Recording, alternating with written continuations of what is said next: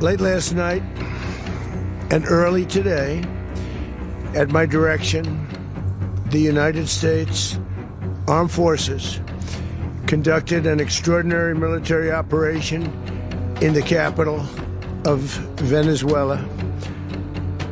U.S. law enforcement successfully captured Maduro in the dead of night. Nitong January 2026, isang pambihirang pangyayari ang yumanig sa politika at diplomasya sa Latin America at buong mundo. Ang pagdakip ng Estados Unidos sa Pangulo ng Venezuela na si Nicolas Maduro. Ayon sa mga opisyalis ng US, si Maduro ay dinala sa New York upang harapin ang mga kasong may kaugnayan sa droga at narco-terrorism. Ang pangyayaring ito na tinawag ng marami bilang kidnapping o illegal na pag-agaw sa isang pinuno ay nagpatingkad sa matagal ng alitan sa pagitan ng dalawang bansa at muling nagtanong sa mundo, ano ang punot dulo ng kanilang hidwaan at paano ito umabot sa rurok na ito. Pero bago natin pag-usapan yan, kung mahilig ka sa mga kwentong kasaysayan, huwag kalimutang mag-like at mag-subscribe para sa mas marami pang video na kagaya nito.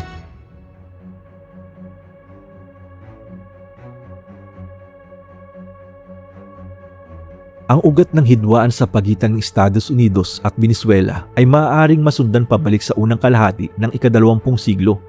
Sa panahong ang Venezuela ay unti-unting naging isa sa pinakamahalagang bansang nagsusupply ng langis sa mundo. Dahil sa laki ng reserba nito na pinakamalaki sa lahat, naging pangunahing supplier ito ng langis ng Estados Unidos, lalo na nung panahon ng mabilis na industrialisasyon ng Amerika. Sa panahong ito, maraming kumpanyang Amerikano ang namuhunan sa industriya ng langis sa Venezuela at ang ugnayan ng dalawang bansa ay nakasentro higit sa ekonomiya kaysa politika. Sa loob ng maraming dekada, naging malapit ang relasyon ng dalawang pamahalaan. Sinusuportahan ng Estados Unidos ang mga pamahalaang Venezuelan na bukas sa dayong pamumuhunan, habang ang Venezuela naman ay umaasa sa merkado ng Amerika para sa kita mula sa langis. Sa simula, kontrolado ng mga banyagang kumpanya kabilang ang mga Amerikano ang pagmimina at pag-export ng langis. Kaya't hindi gaanong napapakinabangan ng mga Venezuelan ang yaman ng kanilang sariling bansa. Habang lumilipas ang panahon, tumindi ang hangarin ng mga mamamayan at ng pamahalaan na kontrolin ang langis ng bansa upang matiyak na ang kita mula rito ay mapupunta sa Venezuela mismo at hindi sa mga banyaga. Noong January 1, 1976, opisyal na inangkin ng gobyerno ng Venezuela ang industriya ng langis at itinatag ang Petróleos de Venezuela o PDVSA, isang kumpanya ng langis na pag-aari ng Estado. Ang pagsasabansa ng langis ang naglatag ng pundasyon para sa mas independenteng patakarang panloob at panlabas, ngunit nagdulot din ng tensyon sa Estados Unidos at sa mga korporasyong dati kumukontrol sa industriya. Sa unang bahagi, naging matagumpay ang PDVSA at ang langis ay naging sentro ng pambansang kita. Ngunit pagsapit ng dekada 80 at 90, nagkaroon ng serye ng mga krisis pang ekonomiya at bumagsak ang presyo ng langis sa pandaigdigang merkado. Dahil halos buong ekonomiya ng bansa ay nakasalalay sa pagbebenta ng langis, mabilis na naapektuhan ang pambansang kita. Nahirapan ng gobyerno na pondohan ang mga proyekto at social program. Tumaas ang kahirapan ng mga mamamayan at nagkaroon ng mataas na inflation. Ang matinding kahirapan at kawalan ng solusyon sa ekonomiya ay nagbunsod ng pagbaba ng tiwala sa tradisyonal na politika, na sa huli ay nagbigay daan sa pag-angat ni Hugo Chavez, isang dating sundalo na hayagang kumukontra sa lumang sistemang itinuturing niyang sunod-sunuran sa interes ng Estados Unidos at ng mga dayuhang korporasyon, lalo na sa industriya ng langis. Noong 1992, siya ang namuno sa isang nabigong coup laban sa gobyerno. Pero kahit nabigo ang kudita, ang kanyang talumpati sa telebisyon pagkatapos nito, ang tanyag na por ahora o for now, ang nagpasikat sa kanya at nag-iwan ng impresyon sa maraming Venezuelan na handa siyang wakasan ang katiwalian, elitismo at impluensyang panlabas na matagal na umanong nakikinabang sa yaman ng bansa. Pagkatapos maaresto at makulong, pinalaya siya noong 1994 at noong 1998, nanalo siya bilang Pangulo ng Venezuela sa pamamagitan ng platapormang radikal na pagbabago. Inilunsad niya ang tinatawag na Bolivarian Revolution na nakabatay sa sosyalismo, malakas na papel ng Estado sa ekonomiya at tahasang pagtutol sa impluensya ng Estados Unidos na para kay Chavez ay simbolo ng imperialismo, neoliberal na patakaran at pakikialam sa politika ng Latin America. Naniniwala siya na ang mga polisiya ng US gaya ng privatization at free market reforms ay nagpayaman lamang sa iilang elite habang lalo namang naghirap ang karaniwang mamamayan. Sa ilalim ng pamumuno ni Chavez, pinagtibay ng gobyerno ang kontrol sa PDVSA, ang State Oil Company, at ginamit ang kita ng langis sa mga programang panlipunan tulad ng libreng edukasyon, serbisyong pangkalusugan at subsidyo sa mahihirap. Mga hakbang na direktang sumalungat sa interes ng mga kumpanyang Amerikano na dati may malaking impluensya sa sektor ng langis ng Venezuela. Mula sa pagiging pangunahing kasosyo sa kalakalan, unti-unting naging magkatunggali ang Washington at Caracas habang ginagamit ni Chavez ang anti-US na retorika upang palakasin ang kanyang suporta sa loob ng bansa at ipakita ang sarili bilang tagapagtanggol ng soberanya ng Venezuela.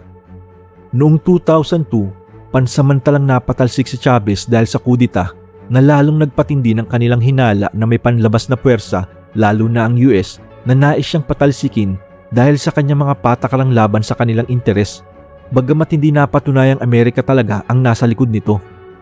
Sa regional na antas, si Chavez ay naging isa sa mga pangunahing leader ng kilusang No to FTAA, ang Free Trade Area of the Americas Agreement na iminungkahi ng Estados Unidos at tinanggihan ng Latin America noong 2005. Kasunod nito, noong 2006, sa kanyang isa sa pinakasikat na talumpati sa United Nations, tinawag niya si Pangulong George W. Bush ng Estados Unidos bilang The Devil, isang linya na nagpakita ng kanyang matinding pagtutol sa patakarang Amerikano at nagpatindi sa tensyon sa ugnayan ng dalawa. Ang hidwaang ito ay hindi lamang tungkol sa langis. Ito ay naging banggaan ng dalawang magkasalungat na pananaw. Para sa Estados Unidos, si Chavez ay banta sa demokrasya, free market at sa katatagan ng rehiyon. Para naman sa Venezuela, ang Amerika ay banta sa soberanya at kakayahan ng bansa na magdesisyon para sa sarili. Ang hidwang ito ay kombinasyon ng ideolohiya, politika at ekonomiya, isang labanan sa pagitan ng kapitalismo at sosyalismo at kapangyarihan laban sa soberanya. Noong mga taong 2000 hanggang 2010, sinimulan ng US ang pagpapataw ng mga parusa o sanctions sa Venezuela, lalo na laban sa state-owned oil company na PDVSA at mga matataas na opisyal ng pamahalaan bilang paraan upang pigilan ang pag-export ng langis at pilitin ng pamahalaan na baguhin ang kanilang patakaran. Kasama sa mga ito ang pag-freeze ng mga asset ng PDVSA sa US, pagbabawal sa mga transaksyon kasama ang mga American companies, at paglalagay sa listahan ng mga individual na hindi pinahihintulutang magkaroon ng access sa sistemang pinansyal ng Estados Unidos.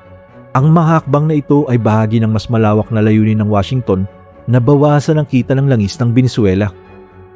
Paglipas ng mga taon, dahil sa maling pamamahala, malawakang korupsyon at mga sanctions, unti-unting nasira ang maayos na operasyon ng PDVSA. Sa halip ng mga eksperto na puno ito ng mga kaalyado sa politika at militar ni Chavez, na kulang sa kaalaman at karanasan, naging magulo, mabagal at tiwali ang sistema. Kasabay nito lalo pang umasa ang Venezuela sa langis bilang pangunahing pinagkukunan ng kita.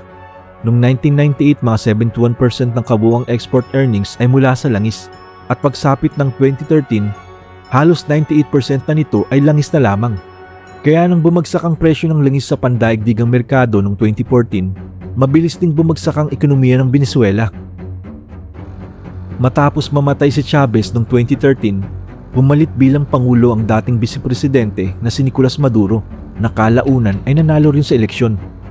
Sa ilalim ng kanyang pamumuno, nagpatuloy ang malalang krisis sa ekonomiya at politika ng Venezuela, pati na rin ang matinding tensyon sa Washington.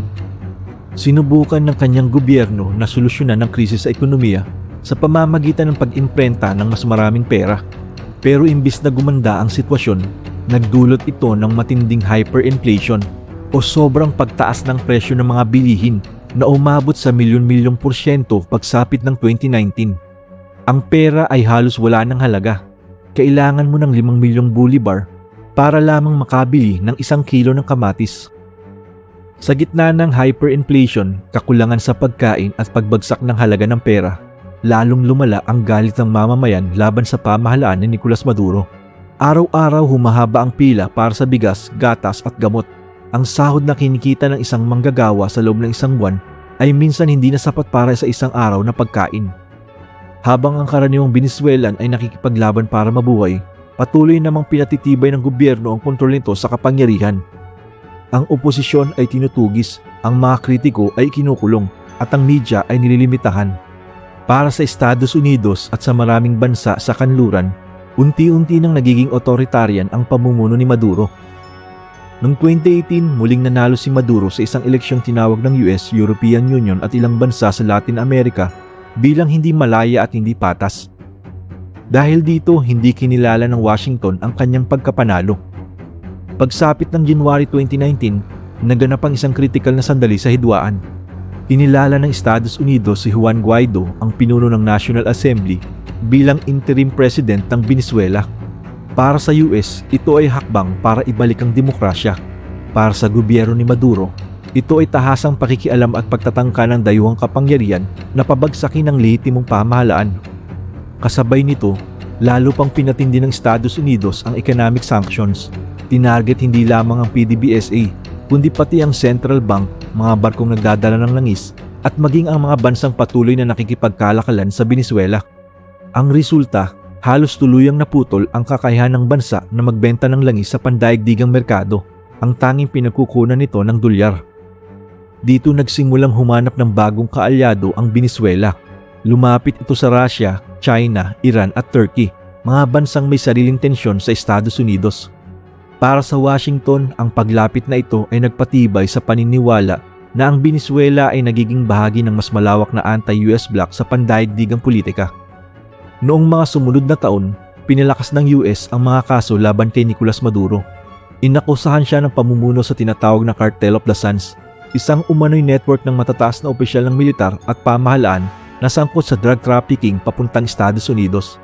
Nag-alok pa ang US ng milyon-milyong dolyar na reward para sa impormasyong magdadala sa kanyang pag-aresto, isang hakbang na bihirang gawin laban sa isang nakaupong pinuno ng Estado. Para sa gobyerno ng Venezuela, malinaw ang mensahe. Hindi ito tungkol sa droga, kundi tungkol sa langis, soberanya, at pagtanggi ni Maduro na sumunod sa kagustuhan ng Washington. Paulit-ulit na iginiit ni Maduro na ginagamit lamang ng US ang war on drugs bilang palusot upang bigyang katwiran ang pag-agaw ng kapangyarihan at yaman ng Venezuela. At dito papasok ang pangyayaring yumanig sa buong mundo. Noong January 3, 2026, inanunsyo ng Estados Unidos na hawak na nila si Nicolas Maduro at siya ay dinala sa New York upang harapin ang mga kasong kriminal. Para sa mga taga-suporta ni Maduro at sa ilang bansa sa Latin America, ito ay hindi simpleng law enforcement operation. Ito ay isang kidnapping at paglabag sa international na batas. Ayon sa kanila, kahit pa may kaso si Maduro, wala umanong karapatan ang Estados Unidos na dakpin ang isang nakaupong pangulo ng isang soberanong bansa. Para naman sa Washington, ito ay simbolo ng hustisya, patunay na walang sino man kahit isang pangulo ang higit sa batas. Ngunit ang tanong ngayon, magwawakas na ba ang dekadang hidwaan ng US at Venezuela? O ito ba ay simula ng mas malalim na krisis, hindi lamang para sa Venezuela, kundi para sa balanse ng kapangyarihan sa buong Latin America? Sa likod ng lahat ng ito, isang bagay ang malinaw. Ang alitan ni Maduro at ng Estados Unidos ay hindi basta personal na tunggalian. Ito ay kwento ng langis, ideolohiya, kapangyarihan at ang walang hanggang banggaan ng imperialismo at soberanya. Isang laban na ang tunay na talo ay madalas ang karaniwang mamamayan. Kung nagustuhan mo ang video na ito, huwag kalimutang mag-like at mag-subscribe para sa mas marami pang video tungkol sa kasaysayan.